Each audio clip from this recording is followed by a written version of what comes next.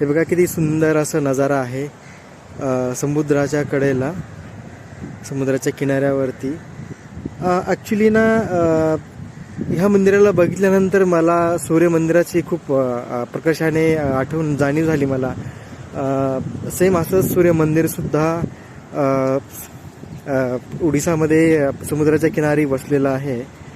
आणि हे बघा मी इथूनच तुम्हाला थोडंसं दाखवतो. हे वरचं जे स्टोन आहे, ह्या स्टोनला बघितल्यानंतर मला तंजावरमधल्या बृहदीश्वरा मंदिराची खूप मला आठवण आली त्याला पाहून. कारण की सेम असं स्टोन पण त्या मंदिरावरती आहे. ती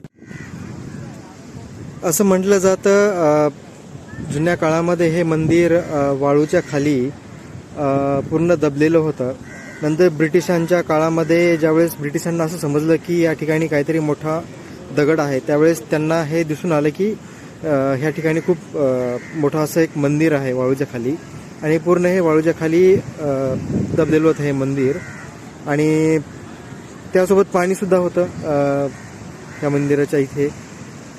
तर आता हे पूर्ण समुद्र पाठीमागे गेल्यामुळे आता पूर्ण हे ओपन दिसते पूर्ण आपल्याला.